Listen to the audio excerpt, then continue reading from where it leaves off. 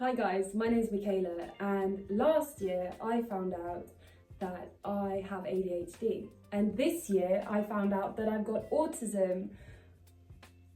I was in my 30s before any of this information reached me, and so for anybody watching, if you've experienced the pain of simply trying to exist, trying to hold down a job, trying to get the most simple task done, trying not to feel like a total waste of space for simply waking up in the morning, then this one's for you. Because as soon as I got hit with this truckload of information, I was overwhelmed. In fact, me even making this video is a bit of a feat, because the ADHD makes me procrastinate and the autism makes me quite avoidant.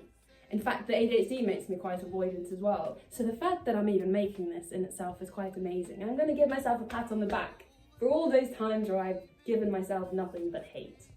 So the place that I looked first for inspiration and also for a bit of comfort and support was YouTube, but also Reddit and some other places. And all of the information that I got from those amazingly supportive people was really what made me turn something from feeling quite heavy and difficult, you know, learning that I'm autistic in my 30s is like, what? It turned that into something crazy overwhelming and confusing to actually quite a beautiful thing, and now I can look back through my whole life and kind of view it a bit differently. But anyway, I digress. This is my video of 20 things that have helped me to feel better and more productive in my day-to-day life. We got there. All right, let's go. We're already 2 minutes in. All right, okay. So as you can tell, I'm already rambling more than what I was going to. That comes with the territory. I'm gonna have a sip of tea. And on we go. Caffeine-free tea, might I add. All right, number one that's been so life-changing in feeling just better day to day has been, I accept the ADHD and the autism. I accept it. It's okay. In fact, it's blooming brilliant in many, many ways. But I used to live a life of fighting against everything, like fighting against that negative internal voice, fighting to get the simple task done, fighting to keep my job, fighting. And then when I got this information about the autism, I was like, I feel like I don't really have to fight anymore, because this is something that's part of me. It's not going to change.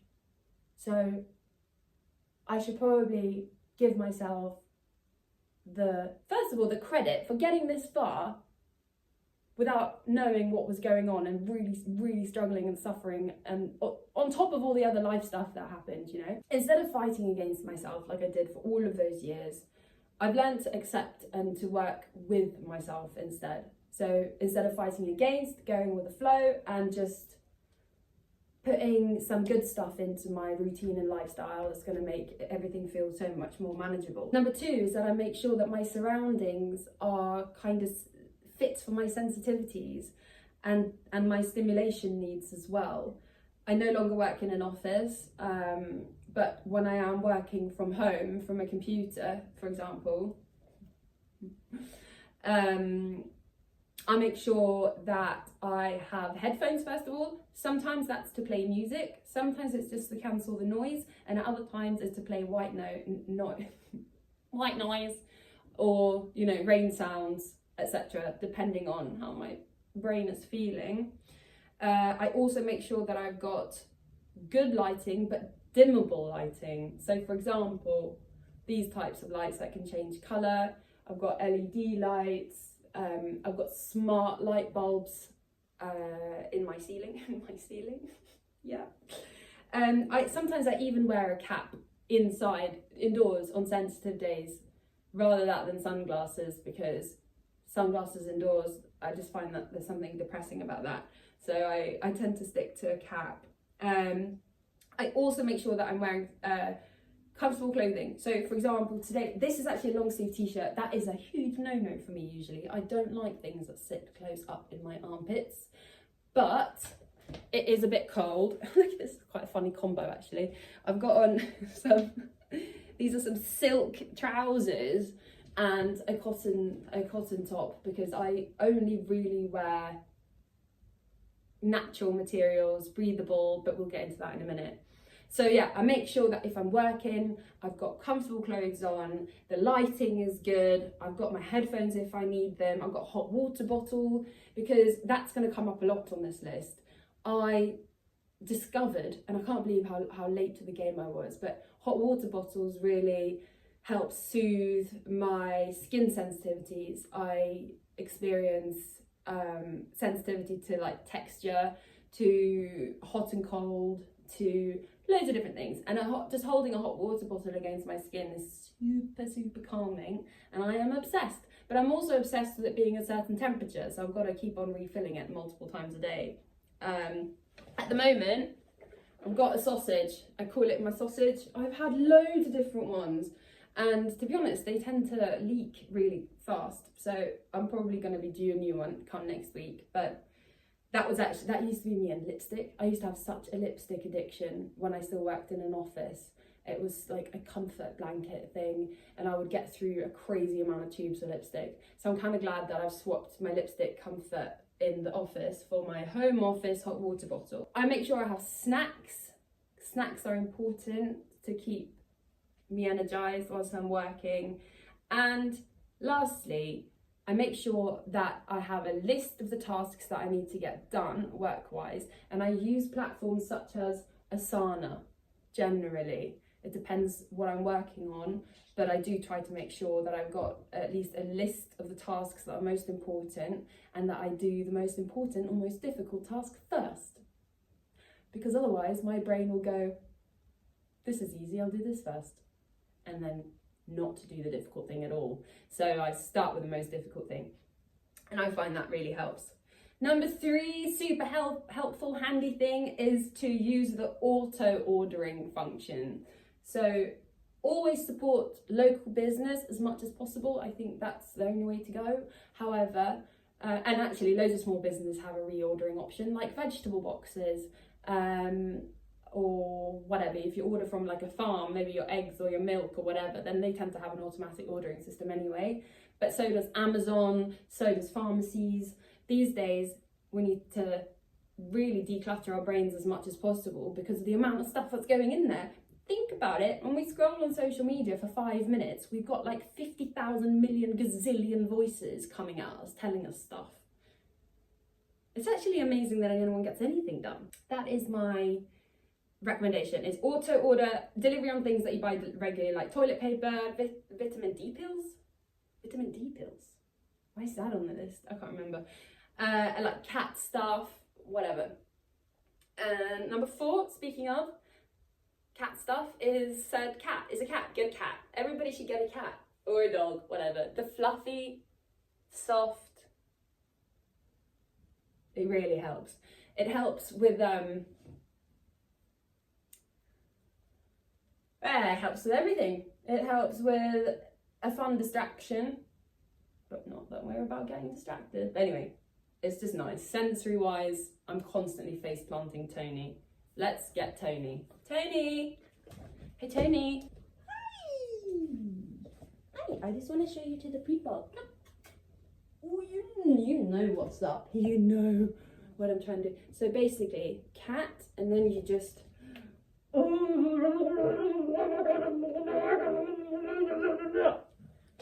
And yeah, I feel at least like 20 times better. Next on the list, we got food. Yeah, okay, so I've never respected this ever, and now I do, and it's made a huge difference. I don't know why I keep saying huge. Eat regular meals. This is a big one. Sometimes I fast, but I only fast if I feel like it's okay for me to do so, if it feels beneficial. But more often than not, it's beneficial for me to have a routine. So routine, set meals. A lot of people, especially with ADHD, struggle with remembering to eat, for example, and some people with autism struggle with textures. To be honest, the two overlap so much, but we all struggle in different ways in that area, and a routine often really helps, just to prompt more than anything. And our bodies also tend to do quite well if we stick to like routine and structure, all of our digestive systems, etc. You know, all the sciencey stuff that I'm not really that good at. So eat regular meals. I also watch when I consume sugar and caffeine. Like now, for example, I'm already a little bit dithery for some reason. And so if I had a cup of coffee now, I wouldn't feel good. And also it would have a huge impact on my sleep because it's about 2 p.m. Yeah, it's about 2 p.m. So I wouldn't have a coffee now. I would have one in the morning. I love coffee. I love black coffee. I'm classic Swede. Also, intolerances can really mess us up, anyone on the planet, but especially those of us who are neurodiverse, because apparently sensitive stomachs feature a lot with us. So if we say, oh yeah, I'm intolerant to dairy, but I love my pizza, so you know, yeah, okay, cool, but the fallout of that could be more than just a dodgy tummy. It could actually have an impact on our mental health as well. A lot of things can be caused by a dodgy diet, so it is worth trying that first. I know that when I'm feeling super anxious and stuff, the last thing I need is sugar, caffeine, and like takeout food. Sometimes we do need that too, but other times it's not what we need. We need our greens and veggies, and to make sure that our hormones feel balanced, because Lord knows they can cause some havoc. The next thing is clothing, and I recently learnt the term slime clothes on Reddit, where people were trying to describe like how clothes felt on their skin. And I am someone who's very sensitive to texture, and so like I mentioned before, I only wear natural fibres now, almost only natural fibres, so like cotton, linen, silk, blah blah blah. And I don't like things to sit really high in my armpits. I literally lived in skinny jeans for so long. I still own a couple of pair, but they're not comfortable, let's be honest. But it's like I didn't dare. I had my uniform and I didn't really dare to stray for it, as much as it made me feel uncomfortable. I could never understand how people could wear like netting tops. You know, those like plasticky. No, not for me. It just makes me feel... Anyway, so you get it. I make sure that my wardrobe feels good. And also, I try to avoid red. Red isn't a favourite of mine anyway, but also because with the ADHD and kind of avoidance of tasks, I am more likely to get all of my washing done if it's in two piles, black and white, or like monochrome. The red creates a third pile, and ain't nobody got time for that. Next, for sleeping and waking in the morning, hot water bottles. Hot showers, it's got to be hot. There is a theme here. I like my drinks, my showers, my hot water bottles, whatever. If it's hot, it's got to be scalding. Weirdly, I'm so sensitive to temperature and to touch, but scalding is what I find acceptable. Also compression blankets, rain sounds, and candles, baby, and fairy lights. Someone has just knocked on my door. This is the ultimate uncomfortability. Oh my God.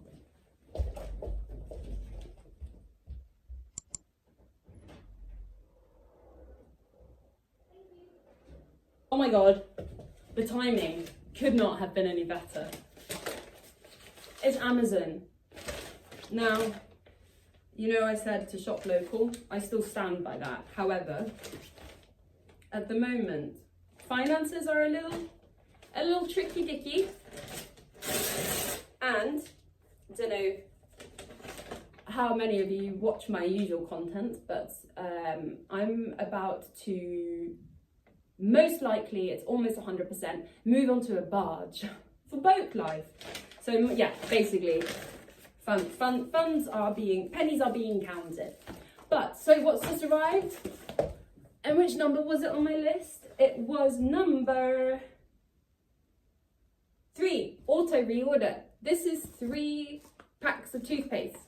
Now I've got toothpaste that I don't need to remember to buy because the postman has reminded me of their existence by bringing them to my door. Where were we? We were with fairy lights, weren't we? Fairy lights, candles, hot water bottles, all that good stuff for sleeping and mornings.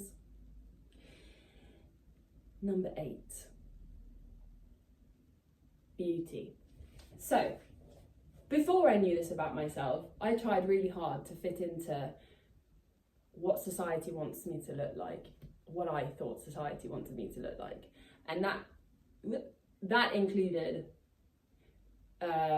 face full of makeup. It included tight clothes, bright blonde hair, big, long, loads of hair, just loads of everything, fake tan, eyelashes, nails, a very different version of the person that you see today. And I used to wash my hair every day. I had to shower every single day because I think I've also got kind of a light OCD. So for pretty much 33 years, whatever, give or take, when I was younger, I have washed my hair every single day. And I had hair down to here for 24 of those years of my life. So you can imagine that was a hell of a lot of effort. And it was all because my skin would crawl at the thought of having grease in my hair. What made me overcome that was realising why I feel this way, accepting that's okay, and then thinking to myself, all right, I'm going to gently push myself out my comfort zone here. I realised if I had the right sort of dry hair shampoo, then I could live with just having a body shower and washing my hair every other day. And so I made my own homemade dry hair shampoo in the end, because the shop bought ones they smell too strong, they are not good for the environment, and they leave your hair feeling kind of cakey. So, and again, this is me going slightly off on a tangent, but the way that I make my own dry hair shampoo is with dried lavender that I literally just pick from anywhere I find it outdoors, and organic cornstarch. That's it. And then you just, and it doesn't feel, my cat's looking at me like, all right, bro. It doesn't feel cakey, it doesn't feel heavy right now though. Yeah. So, also, I've shaved the sides of my head. For a while I actually trimmed my fringe super short as well, if you see my videos, and that was for the sensory stuff. I was trying to find, after finding out about my autism, I was trying to find a sensory friendly haircut because I've always felt so like, about my hair. So anyway, now I have the sides, can you see? I've got the sides of my head shaved. Both sides. Now, some people might be like, bleh, I don't really care. It makes me feel better. There's less hair to worry about. It's easier to wear a hat. Yeah, so I do what feels good. And I don't care so much what people think anymore. Like, it's okay for someone to be like, bleh, you look like a butch lesbian. Like, okay. Sick. And the world still goes on. Life goes on. Oh yeah, good hairbands, really important. Just as important as good socks actually. They've got to be like tight and firm, but not too tight. And hairbands as well, tight but firm, but not too tight. But hairbands always so limp. And I find that difficult to deal with. Like that's actually something that would grate on me. So I make sure I've got good hairbands. I no longer use foundation, as I would sit at work and I would get more and more sticky. I would sit there and be like, and the light in the office as well. So I used to work in advertising in the city, so like in London, proper office setting, like a lot. And I also used to drink quite a lot to cope with it socially. So of course hangovers and stuff. I would just constantly feel sticky. Like just sticky and a bit warm, and like foundation just felt ugh. So I don't wear foundation anymore. In fact, I've ditched mascara, I've ditched concealer, foundation. The only thing I really ever put on now is a bit of eyebrow pencil and some bronzer. Good to go. And guess what? I didn't die. And what else? It actually feels better. But it's like I was so stuck in my rigid routine of this is how it has to be in order for me to kind of survive, is how it felt. Like if I tried to, I didn't even know how to do anything differently, honestly. It's so wild looking back because it almost feels like a different person. Tell me in the comments if you relate, because something tells me we will have a lot in common. Also, first time I let myself put stickers on my laptop. I never used to, because I was like, but what if, I don't know, what if? Like, it's just all the time. It was just all about like perception, people's perception of me, or like this. I love stickers, screw it. Number 9, my fear of being seen. And I think this sits quite a lot on the autism side. I think many, especially women that I've spoken to, have also struggled with the same challenge, and that was really good for me to hear, because it was actually on my video where I said that I'm a HSP, I started to describe some of these sensitivities, and it was from that another autistic woman reached out and said, hey, have you thought about autism? And I was like,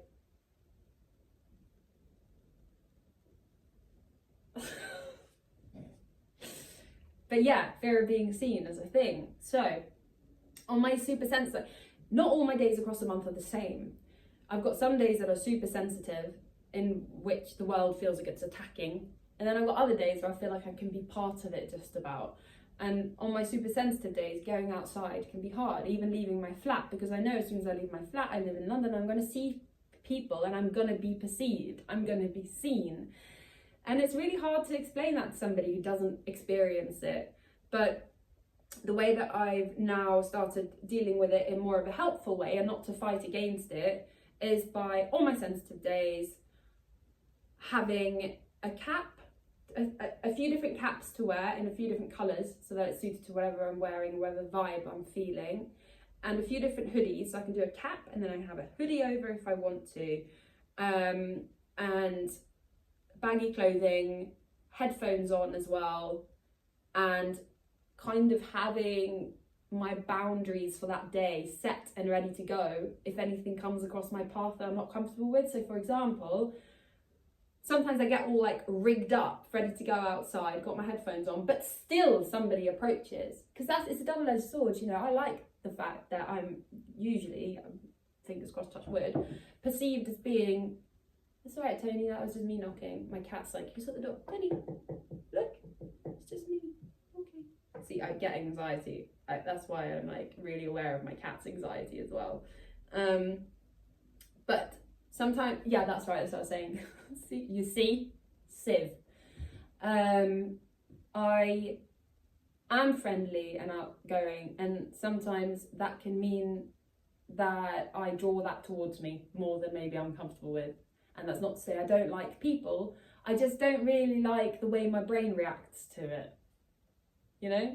And I do, if I could control it and I could change that, then maybe I would, because that part is really hard, because there's a lot of people and the populations are only growing. It's not like it's going to get any less. But then also, we are probably moving to a barge off-grid. So that's going to solve that.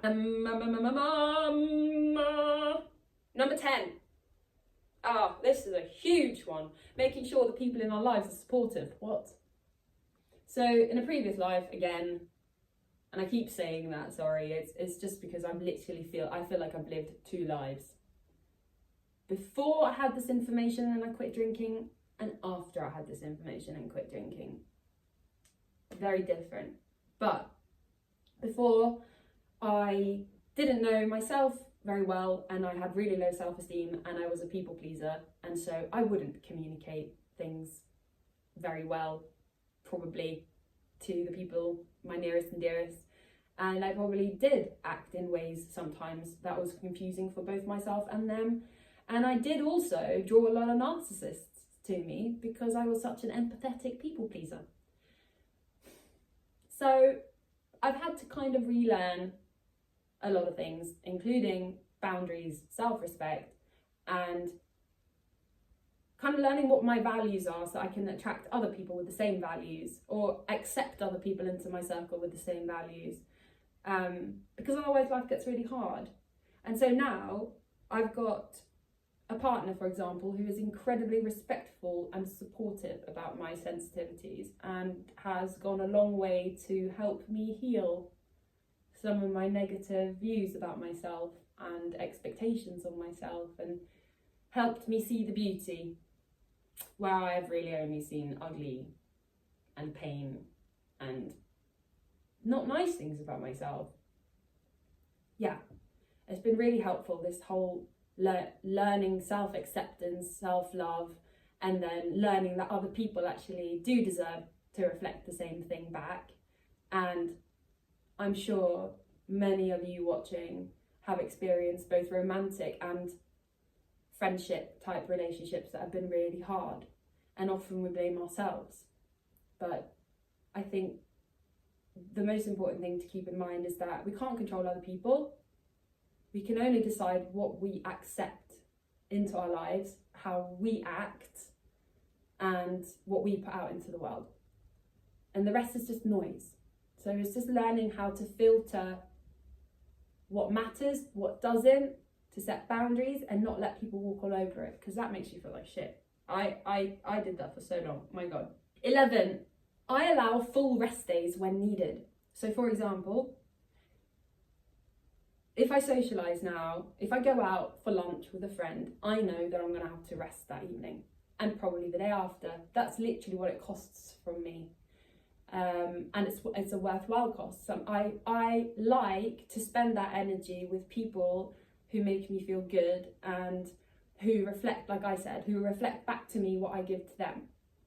And so even with that in place, it still takes that much energy, you know, talking and listening. And, you know, I like to take an active role in my friendships now. I never really used to, because I didn't really even pick my friendships. It more just kind of like situational. Oh, these are the friends you meet along the way. Now I curate my life. I think about what feels good for me, what type of people do I want around me, and so that kind of feeds into making sure you've got the supportive network around you, because it's been life-changing. And I'd really rather have no one in my life than have people who just take, or have people that judge, or have people that project their own shortcomings, or who think they can fix you, or who think, no, I would rather just be on my own and figure myself out and my self-love, and then pick and choose the people that will be good for me, and vice versa. And so that's kind of where I'm at now. I want to say, I allow full rest days whenever I need them, because if I don't, it can cause a full burnout. And as we know, burnout can last a day, a week, a month, or even a year, but I'll be there for you. So it's better to just take the rest day. It's the same as if you pick up the flu. Taking a day or two off work isn't enough. There's no point. You're just going to go back in and infect everyone else. Take the week. Take 2 if you need to, and come back feeling 12. I don't socialise unless I want to and have the energy. And again, I accidentally kind of led into that in number 11. But I have literally had full panic attacks from not resting. I met up with a friend a couple months ago, and this was when I was first learning about the autism thing and taking it seriously. I got up from our lovely lunch and I started to walk home, and I felt it rise. I felt the anxiety and and I was like, oh no, I've depleted my energy and now I'm gonna have a panic attack. And I thought, shit, I can't walk home like this. So I got on the bus. Terrible mistake. I got on the bus in Hackney, which, for those of you who don't live in London, is a super busy mental place. And everyone and their mum is on this bus, and the screaming kids and the arguing teenagers, and they're like, and then the bus is like, the bus driver's just gonna stop here for a while whilst we regulate the services. And I'm like, oh my God, I'm literally gonna have a panic attack. What the hell do I do? And that was the last time I kind of allowed that to happen. Sometimes it will happen and there's nothing we can do, and okay, it is what it is. But I know why it happened, and since then I have put steps into ensuring that I don't burn myself out to the point where I feel that bad. And I do that by all the other points I've mentioned so far and the ones coming, but especially sleeping enough, eating enough, hydrating enough, limiting caffeine is so important, and having good people around. Because also, when that starts to happen, I think the last 2 times it did, I was with friends, but I felt too embarrassed to say, And I've done work on myself since then, because I know both those two people in reality would not judge or think critically of me at all. But it just felt too vulnerable. And so I've had to work on actually saying, I don't feel well right now, I need to go. Or like, can we find a quieter place where I can have a glass of water? Or like, just closing my eyes for a minute, putting my headphones on and just like breathe, do whatever the hell I need to do. I just do it now. What the fuck? Life is too short to not respect ourselves enough, and to why waste time feeling embarrassed about something that we can't control? Psh, no more. Number 13, I make lists when shit really needs to get done. I literally written that down. And I make sure to do the hardest tasks first, like I mentioned before. And I use things like the Pomodoro technique to help with focus, which means you do like X amount of time of work, and then you take a couple minutes and you do something else, and then you do X amount of work, and then you take a couple minutes and you do something else. That's also very good for eyesight. It's good if we're looking at the computer to at least half an hour, look somewhere further out. So I tend to look into the city and like the far distance. And the other day I went to get my eyes tested and I got 20/20 baby. I couldn't believe it. I almost cried in the opticians because I felt like, you're doing something right. And again, that reminded me that I've been historically really harsh on myself. 14, I use YouTube videos for cleaning and productivity when I need an extra push. That's the thing. If you guys are still watching, I mean, congratulations. Please give yourself a pat on the back. I know this video is long. Thank you. I love you so much. I've lost where I am. Yeah, so I use YouTube videos for cleaning and productivity when I need an extra push. So say our house is a mess, we've been in a period of overwhelm, or you know, we've just been in a period of like the, and there's no words to describe, but we all know the feeling. The best thing to do is to log on and see someone else who feels the same, get productive together. It works. And that's probably part of the reason why you're watching this video, is for a little bit of comfort, a few tips, but really it's just a bit of familiarity with someone else who's going through the same pain. It's just good. 15, I use rewards to motivate myself, but I do try to ensure that they're healthy too, unless it's a weekend where I don't ensure that at all. In fact, it is the law that I have at least one cinnamon related pastry. But in the week, I use healthier rewards to motivate myself. So for example, if I've got to go to the post office and I'm like procrastinating on it, which is what I always do, I will think to myself, okay, if you go to the post office and there's a cafe a few doors down from there, and after you can go and get coffee. And then I know that I'm going to go and do it because I love going to get coffee. It's just something that I enjoy. Actually, I want to ask you guys, I don't have a reusable portable coffee mug thing. I really would love one because it's crap for the environment to get reusable cups. So if you've got one that you could recommend to me, please recommend it in the comments. Thank you. 16, I track my months in a journal to see trends and patterns, and so I can learn from it. So the same as we would do like period tracking or just mental health tracking, it's the same. It's seeing, are there any trends in my month where I know that maybe I hit like a bit of a dip where I need a bit of extra support, then I can just implement that ahead of time so that I'm not like having to be reactive to it in the moment, because once we're in it, it's really hard to get out of it. Whereas if we see it coming, then it's easier to swerve it, or to at least soften the blow. 17, I take time outdoors. I know that everyone is speaking about this, but again, we literally come from nature, so we cannot survive without it. We are from the earth and we shall return to the earth once we pop our clogs. So the fact that anybody thinks that we can live in Selfridges and go shopping every day for the rest of our lives and be healthy isn't sensible in my mind. So I try and get outside and get fresh air every day if I can. If I can't, that's why I've got an indoor jungle, because some days I can't face the idea of seeing humans, and because of where I live, it's guaranteed I see humans as soon as I get into the hallway of my block of flats. But again, hopefully we're going to move soon, and that move is primarily for my mental health, because that's what I'm prioritizing now. So fresh air, nature, going out and just noticing the small things. It's so important. Look at the veins of the leaves, look at the flowers. Might not be loads of flowers right now, or leaves actually, considering we're heading into Christmas quick sharp. But just noticing the smell and the little animals scurrying about, it's awesome, and it's a good way to get out of our head, which often is just cluttered with stuff that doesn't even matter, especially in the digital world. The digital world, considering we're here right now having this conversation, is obviously amazing, but it has its drawbacks too. So it's all about balance. This is all about balance. 18, Reddit communities.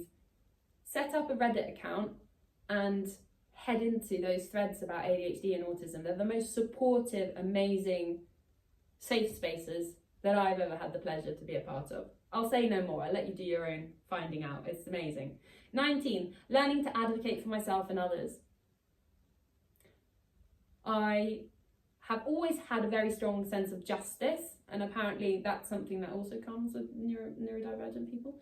But I do have a strong sense of justice, and I am really happy that I have taken time to learn how to advocate for myself. But that what's even more amazing is being able to advocate for other people, I guess. And the more I learn about this and myself, the more I can do that to help other people.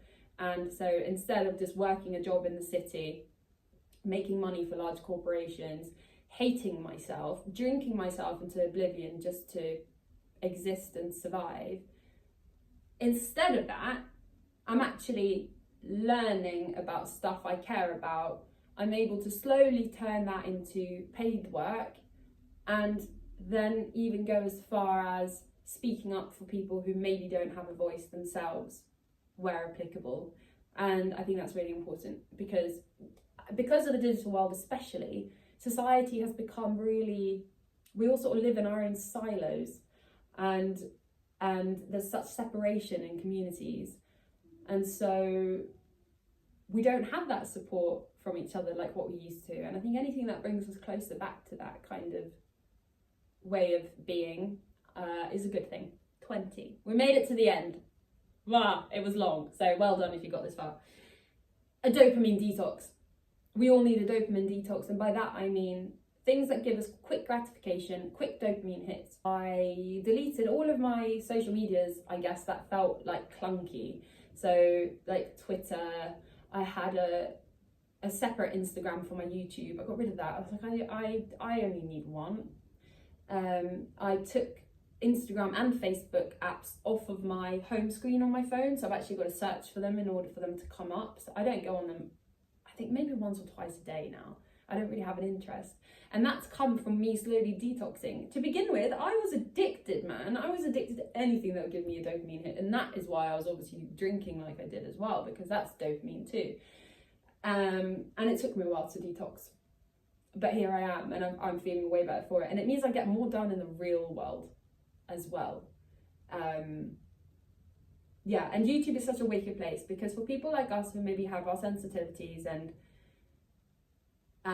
it can be too draining to go out and meet up and have these conversations in the real world, then YouTube's freaking fantastic for that, because I've got enough energy to kind of sit at home and deliver this rambling video.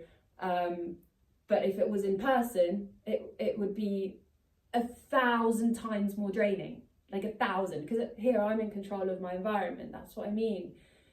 So I used to work in the city. I realised that it was ADHD and autism that was causing the burnouts, and I decided that I needed to step away from that career. It was not bringing me joy. It was not making me feel good, and it wasn't really fulfilling either.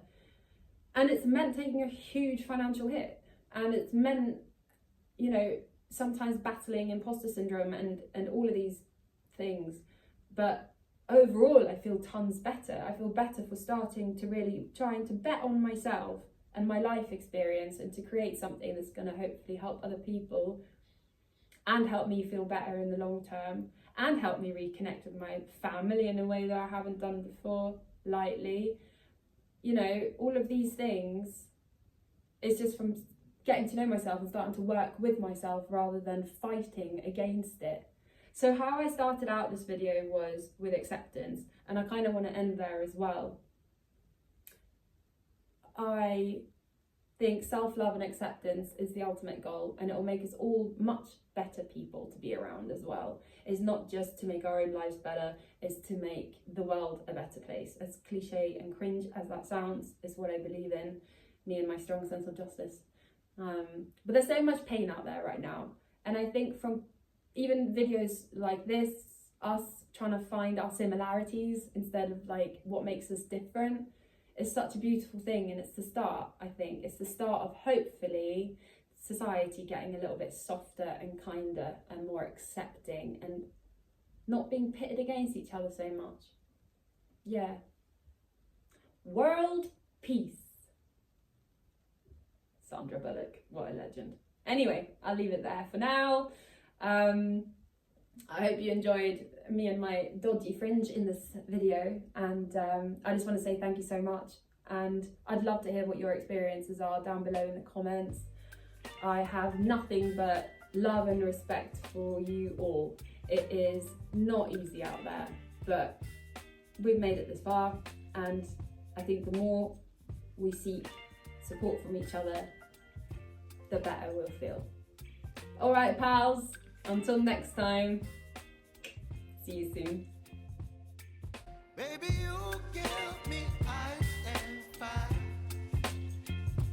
You're giving me wind